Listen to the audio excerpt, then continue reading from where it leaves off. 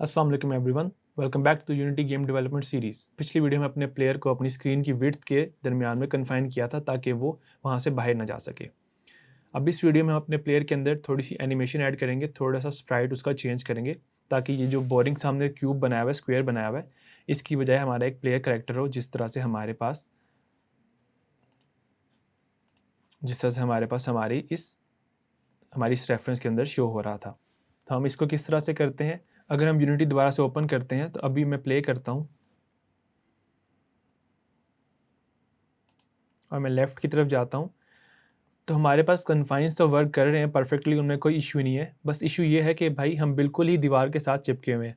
हम क्या चाह रहे हैं कि भाई थोड़ा सा यहाँ पे हमारे पास मार्जिन हो इस साइड पे, ताकि हमारा जो प्लेयर है वो बिल्कुल दीवार के अंदर ना जा सके। ये सिंपल सा फिक्स है। इसके लिए हम क्या करते हैं, हम प्ले मोड से एग्जिट करते हैं, विजुअल स्टूडियो ओपन कर लेते हैं और यहाँ पे मैं एक न्यू सीरियलाइज फील्ड बनाता हूँ। सीरियलाइज फील्ड इसलिए ताकि वो हमारे इंस्पेक्टर में प्राइवेट जो प्रॉपर्टी है वो शो हो जाए। Private field, private float screen margin, ठीक है, यहाँ पे मैं बना लेता हूँ। और स्क्रीन मार्जिन को मैं क्या करता हूँ, इसको पैरेंथेसिस में इनक्लोज कर लेता हूँ ताकि पहले हमारी विड्थ कैलकुलेट हो और उसके बाद में ऐड कर देता हूँ इसमें स्क्रीन मार्जिन, ठीक है। जब मैं स्क्रीन मार्जिन यहाँ पे ऐड कर दिया और यूनिटी में वापस जाता हूँ तो लेट्स से मैं कह रहा हूँ कि भाई थोड़ा सा 1 पिक्सल या 1 यूनिट का फासला हो हमारी स्क्रीन और मार्जिन के बीच में। तो मैं यहाँ से अब इसको 1 करता हूँ, यहाँ से वैल्यू को, और प्ले करता हूँ और मैं लेफ़्ट की तरफ जाता हूँ। तो अब हमारा जो प्लेयर है वो बिल्कुल यहाँ पे स्क्रीन के कोने में नहीं टकरा रहा, वो यहाँ पे ही रुक रहा है। इसकी मार्जिन की वैल्यू को हम कर लेते हैं, लेट्स से 0.25 कर लेते हैं और सेव करते हैं। तो अब हमारा जो प्लेयर है वो इस एरिया में यहाँ पे कन्फाइन हो गया और थोड़ा सा डिफरेंस भी है, यहाँ पे थोड़ा सा गैप भी है। अब हम प्लेयर के अंदर एक स्प्राइट ऐड करेंगे। प्लेयर करेक्टर की जो हमारी शेप है, इमेज है, वो चेंज करते हैं। वो हम कैसे करते हैं, पहली वीडियो में हमने कुछ स्प्राइट्स इंपोर्ट की थी। अगर हम स्प्राइट्स का फोल्डर ओपन करते हैं, इसको मैं थोड़ा सा साइज़ इंक्रीज़ करता हूँ, तो हमारे पास एक इस तरह से इमेज है। अगर मैं एक काम करता हूँ, मैं प्लेयर पे क्लिक करता हूँ और प्लेयर की जो स्प्राइट है उसको मैं यहाँ से ड्रैग एंड ड्रॉप करके ये वैल्यू यहाँ पे डाल देता हूँ। तो हमारे पास 2 इश्यूज़ हैं।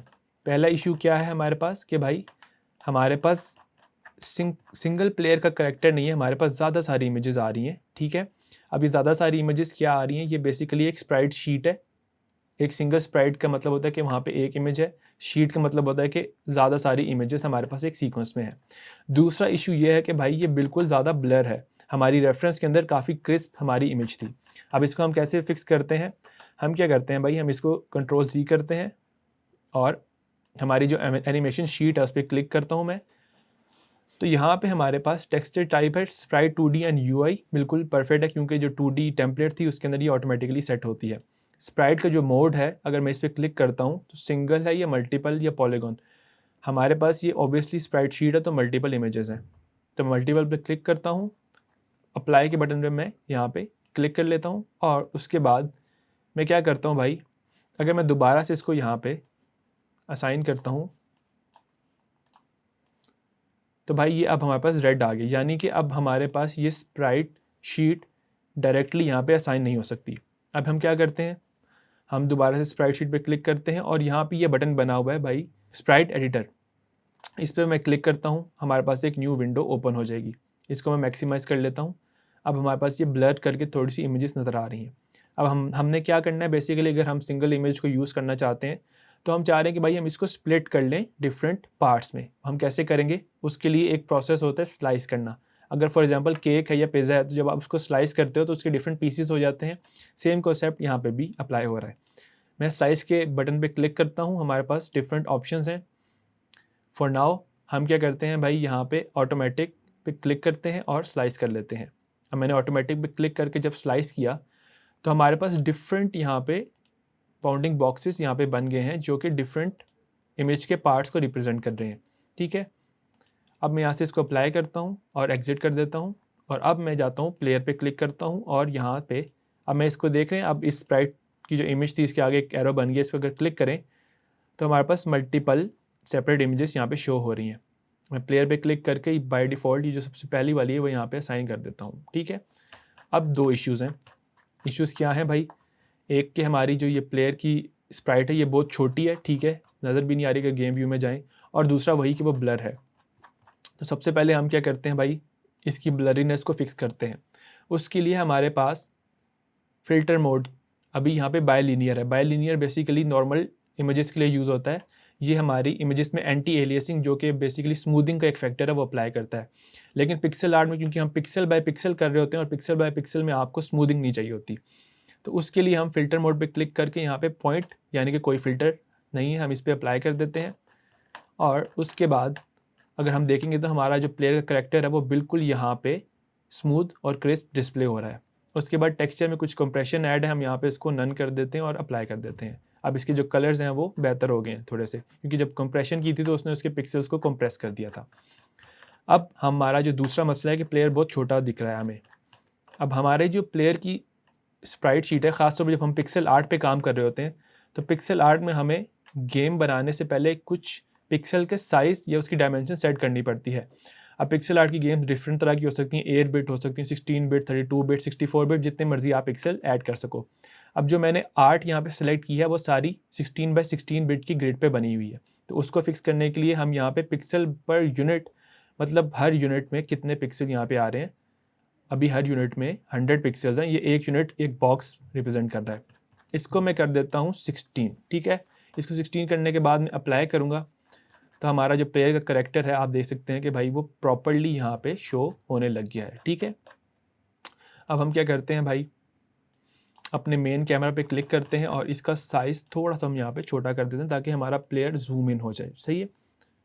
उसके बाद अब मैं क्या करता हूँ भाई, रन करता हूँ अपनी गेम को, ठीक है। अब मैं लेफ़्ट की तरफ जा रहा हूँ और मैं राइट की तरफ जा रहा हूँ, तो हमारा जो प्लेयर का करैक्टर है वो प्रॉपरली मूव हो रहा है, ठीक है। लेकिन हम चाहते हैं कि जब हम लेफ़्ट की तरफ जाएँ तो वो फ्लिप हो जाए लेफ़्ट की तरफ, राइट की तरफ जाएँ तो राइट की तरफ फ्लिप हो जाए।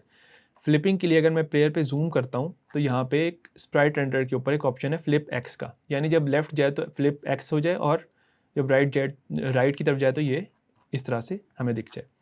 अब इसको हम किस तरह करते हैं, हम यूनिटी पे वापस जाते हैं, अपनी प्लेयर कंट्रोलर की स्क्रिप्ट को ओपन कर लेते हैं। स्प्राइट रेंडर का रेफरेंस हमने ऑलरेडी ले लिया था, यानी कि हम बस ये चाह रहे हैं कि भाई हमारी स्प्राइट रेंडर की ये फ्लिप वाली प्रॉपर्टी हम किसी तरीके से एक्सेस कर लें।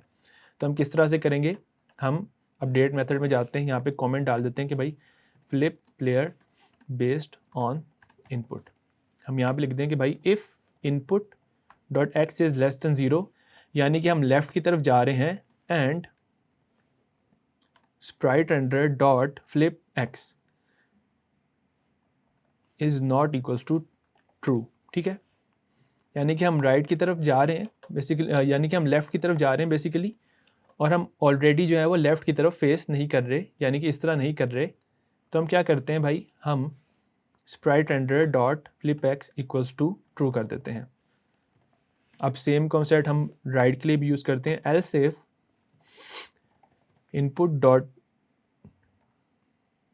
Input x is greater than 0 and sprite render dot flip y is equals to true, यानी कि हम sprite render dot flip y को फॉल्स कर देते हैं यहाँ पे। यानी कि अगर हम राइट की तरफ जा रहे थे और हम लेफ़्ट की तरफ फेस कर रहे थे तो हम उसको राइट की तरफ फेस कर दें, और इसको फ्लिप एक्स कर देते हैं वाई की जगह, ठीक है। और मैं यूनिटी में वापस चले जाता हूँ।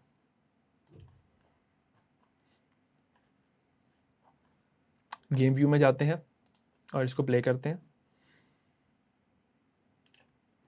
तो मैं लेफ़्ट की तरफ जा रहा हूँ तो हमारा प्लेयर लेफ़्ट देख रहा है, राइट की तरफ जा रहा हूँ तो राइट देख रहा है। अब लेफ़्ट टू राइट तो हमारा प्रॉपर्ली मूव कर रहा है। अब एक चीज़ मिसिंग है, वो ये है कि एनिमेशंस।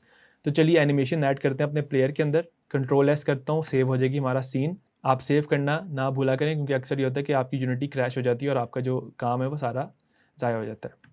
अच्छा, अब एनिमेशन के लिए सबसे पहले विंडो और एनिमेशन या कंट्रोल+6 हम दबाएं, और उसके बाद हम इसको ओपन कर लेते हैं और यहाँ पे इसको डॉक कर लेते हैं यहाँ पे, ठीक है। और एनिमेशन हमने प्लेयर पे बनानी है, तो हम सबसे पहले क्या करेंगे भाई, एनिमेशन पे क्लिक करते हैं और क्रिएट के बटन पे क्लिक कर देंगे, जो हमने पिछली वीडियो में देखा था एनिमेशन की। नया फ़ोल्डर बना लेते हैं, हमेशा एनिमेशन के लिए नया फ़ोल्डर बनाया करें, एनिमेशंस। इसको सेव किया, इसका नाम यहाँ पे एक नया फ़ोल्डर बनाते हैं प्लेयर, इसको सेव किया और इसका नाम हम रख देते हैं आइडल। ठीक है, आइडल यानी वैसे हमारा प्लेयर नॉर्मल जब खड़ा होगा। अब हमने क्या करना है, बेसिकली हमने प्लेयर की ये स्प्राइट शीट को चेंज करना है। अगर मैं इसको डिफरेंट चीज़ें चेंज करूँगा तो आप ये देख रहे हैं कि भाई इसकी जो शेप है वो चेंज हो रही है, सही। अब इसकी शेप को चेंज करने के लिए हम क्या करते हैं भाई, हमें इसको किसी तरीके से एनिमेट करना है। तो मैं इसको यहाँ से ऊपर की तरफ लेके आ जाता हूँ यहाँ पे, और इधर से स्प्राइट्स में जाते हैं हम, एनिमेशन शीट को ओपन कर लेता हूँ मैं। पहले मैं इसको ड्रैग करता हूँ यहाँ पे, और उसके बाद मैं क्या करता हूँ भाई, मैं सेकंड वन को ड्रैग करता हूँ और उसके बाद मैं थर्ड वन को यहाँ पे ड्रैग कर देता हूँ। अब मैं इसको प्ले करता हूँ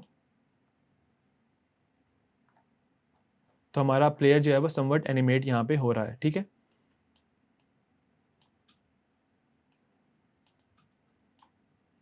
इसकी स्पीड हम स्लो कर देते हैं, थोड़ा सा इसको करीब की तरफ ले आते हैं, यहाँ पे स्पीड फास्ट हो जाएगी। ठीक है, अच्छा अब ये देखने के भाई हमारा जो प्लेयर है, इसको मैं यहाँ से रिकॉर्डिंग को एग्जिट करता हूँ। ठीक है, और इसको मैं यहाँ से, इस बटन से प्ले होगा, इस बटन को दोबारा दबाएंगे तो ये प्ले ख़त्म हो जाएगा। ठीक है, अब हमारा जो प्लेयर है जब एनिमेट हो रहा है तो वो थोड़ा ऊपर की तरफ जा रहा है और थोड़ा नीचे। इसका जो मसला है वो ये है कि अगर स्प्राइट एडिटर में जाएं तो जो हमारा यहाँ पे साइज़ है, बेसिकली ये जो साइज़ हमारे पास यहाँ पे शो हो रहा है, ये डिफरेंट तरह का साइज़ शो हो रहा है हमें। ठीक है, इसको हम किस तरह से फिक्स कर सकते हैं, हम अगर स्लाइस में जाएं तो हम देख रहे हैं कि भाई ग्रिड के अंदर हमें शो हो रही है सब चीज़ें। ठीक है, हम जाते हैं स्लाइस और इसका टाइप क्लिक करता हूँ, ग्रिड बाय सेल साइज़। ठीक है, यानी कि सेल साइज़ के अकॉर्डिंगली हमें ग्रिड पे स्लाइस करेंगे इसे। अब हम इसका साइज़ देख लेते हैं, आई थिंक 16 या ये 24 है एक्स पे, और वाई पे ये है 24x24 पिक्सल्स इसका ग्रिड साइज़ है। ठीक है, अब इसको करने के बाद मैं इसको स्लाइस करता हूँ तो ये डब्बे बन गए हैं, बिल्कुल परफेक्ट डब्बे ग्रिड में बन गए हैं। इसको मैं सेव कर लेता हूँ, अप्लाई कर लेता हूँ, और अब मैं यूनिटी में वापस जाता हूँ। थोड़ा सा मैं इसकी पोजीशन चेंज करनी पड़ेगी प्लेयर की, तो मैं इसको यहाँ पे ले आता हूँ और इसका जो कोलाइडर का साइज़ है वो वाई पे इसका साइज़ कर देते हैं 1.25 या 1.5 कर देते हैं। ठीक है, अब मैं अगर इसको रन करता हूँ तो ये देख रहे हैं कि भाई परफेक्ट बिल्कुल हमारा जो प्लेयर है वो एनिमेट हो रहा है यहाँ पे, सही है। अब हमने आइडल बना लिया, इसके बाद हमने अब रन का बनाना है, तो क्रिएट न्यू क्लिप करते हैं और इसका नाम रख देते हैं रन। ठीक है, और रन के लिए हमारे पास ये कुछ एनिमेशंस हैं, ये देखता हूँ रन की कौन सी हैं। हाँ, तो इसको अब हमने एक साथ लेके जाना है। शिफ्ट सेलेक्ट किया हमने इन सारी एनिमेशंस को और इनको यहाँ पे ड्रैग कर दिया। थोड़ा सा हमने इसके बीच में यहाँ से टाइम बीच में ऐड कर देते हैं, थोड़ा सा इंक्रीज़ कर देते हैं टाइम यहाँ पे, और मैं इसको रन करता हूँ तो ये देखें हमारा प्लेयर जो है वो रन कर रहा है यहाँ पे। इसको मैं यहाँ से प्ले को एग्जिट करता हूँ और मैं थोड़ा सा साइज़ यहाँ पे थोड़ा सा टाइम इंक्रीज़ कर देता हूँ। ठीक है, अब हम इसको प्ले करते हैं तो ये हमारा प्लेयर जो है वो रन करने की पोजीशन में आ गया है। अब एनिमेशंस हमने बना ली हैं। एनिमेशंस बनाने के बाद हमें एक एनिमेटर कंट्रोलर चाहिए होता है। अगर हम प्लेयर पे क्लिक करें तो ऑलरेडी एक एनिमेशन कंट्रोलर ऐड हो गया यहाँ पे। ठीक है, तो एनिमेशन पे क्लिक करके अगर मैं एनिमेशन कंट्रोलर पे क्लिक करूँ तो ऑलरेडी हमारे पास यहाँ पे, इसको मैं यहाँ से इस विंडो को क्लोज़ कर देता हूँ और यहाँ पे हमारे पास दो एनिमेशंस आ गई, आइडल एंड रन। इन एनिमेशंस की जो टाइप है वो लूप हमारे पास सेलेक्ट हुई हुई, क्योंकि हमारा जो आइडल और रन है वो उसको हम चाह रहे हैं कि वो लूप करे। अगर प्लेयर रन के बटन पे दबा रहा है लेफ़्ट या राइट तो वो ऑटोमेटिकली उसको जब तक बटन दबाना बंद ना करे तो वो रनिंग जो है ना स्टॉप ना करे। तो उसके लिए हम क्या करते हैं कि इसको हमने कोड के साथ अटैच करना है। तो उसके लिए सबसे पहले एक पैरामीटर हमें चाहिए होगा कि भाई हमें पता हो कि आइडल से रन में कब लेके जाना और रन से आइडल में कब लेके जाना है। अच्छा, अब हमने क्या कहते हैं एक पैरामीटर बनाना जो हमारी एनिमेशन को कंट्रोल करने में मदद करे। तो हम क्या करते हैं, पैरामीटर्स पे क्लिक कर लिए यहाँ पे और एक नया हम पैरामीटर बनाते हैं। ठीक है, बूलियन, इसका नाम देते हैं इस रनिंग। ठीक है, ये हमने बना दिया और आइडल से रन पे जब जाएगा जब इज़ रनिंग इज़ ट्रू, और रन से आइडल में तब जाएगा, राइट क्लिक करके हम एरो यहाँ से राइट क्लिक करके मेक ट्रांजिशन करते हैं और यहाँ पे क्लिक कर देंगे, तो ये तब होगा जब भाई इज़ रनिंग इज़ फॉल्स, ठीक है। और हम चाहते हैं कि जैसे ही रन का बटन दबाए आइडल से रन पे चले जाए, तो उसके लिए हम हैज़ एग्जिट टाइम को अनचेक कर देंगे, और सेम फॉर दिस केस, ठीक है। इसको सेव कर लेते हैं, सीन में जाते हैं, प्लेयर पे क्लिक करते हैं। हमें चाहिए भाई एक एनिमेटर, तो प्राइवेट एनिमेटर, ठीक है। एनिमेटर का हमने रेफरेंस यहाँ पे ले लिया, उसके बाद animator equals to get component animator हमने ये भी कर लिया। और अब हमने क्या कहते हैं, हमने किसी तरीके से इसकी जो बूलियन वैल्यू है वो चेंज करनी है हमारे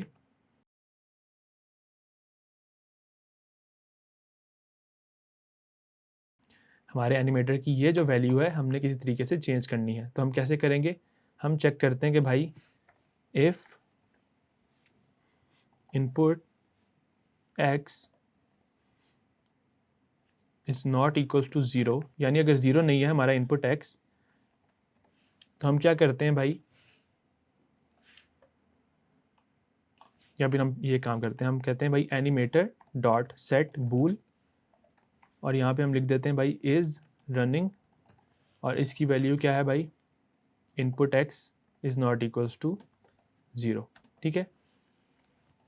या नॉट इक्वल्स टू की बजाय हम अगर ये काम कर लेंगे, अगर हमारे पास ऐसा कोई मेथड आ जाए जिससे हम चेक कर सकेंगे भाई ग्रेटर या लेस दोनों एक साथ हैं, तो हम क्या कर देते हैं भाई, हम इनपुट एक्स को उसका एब्सोल्यूट वैल्यू निकाल देते हैं। किसी नेगेटिव नंबर की एब्सोल्यूट वैल्यू निकालने तो हमेशा पॉजिटिव आती है, तो मैं मैथ एफ डॉट एब्स करता हूँ एब्सोल्यूट वैल्यू के लिए, और यहाँ पे मैं इसको पास कर देता हूँ, और यहाँ पे मैं कर देता हूँ भाई ग्रेटर देन ज़ीरो, ठीक है। तो -1 को एब्सोल्यूट करेंगे तो वो भी 1 आ जाएगा, तो 1 ग्रेटर देन ज़ीरो हुआ तो हमारे पास रनिंग की वैल्यू ट्रू हो जाएगी। इसके बाद मैं यहाँ पे वापस जाता हूँ यूनिटी में और प्ले करता हूँ गेम को।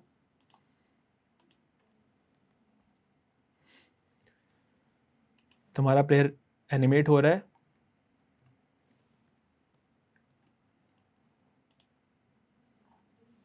सॉरी यहाँ पे अब देखें, अब हमारे पास एक एरर आ गया। यहाँ पे हमने लिखा हुआ था भाई इज़ रनिंग, और इधर एनिमेटर में लिखा हुआ है इन रनिंग। ये इस तरह के जो इश्यूज़ हैं ये काफ़ी आते हैं एनिमेटर यूज़ करते हुए, तो हमें बिल्कुल यहाँ पे इसकी वैल्यू इज़ रनिंग ही लिखनी है, और इसके बाद सीन में जाना है और प्ले कर देना है दोबारा से।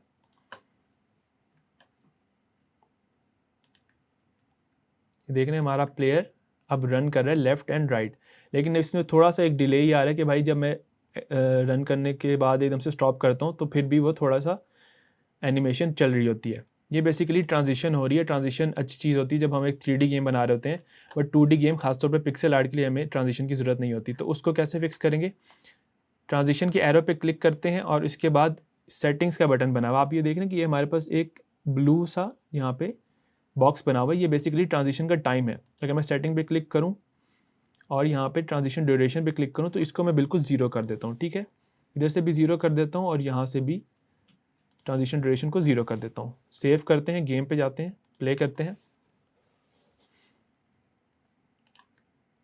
ये देखना अब हमारी जो एनिमेशन है बिल्कुल रिस्पॉन्सिव होगी। जैसे ही मैं प्रेस करना छोड़ता हूँ वो स्टॉप हो जाता है।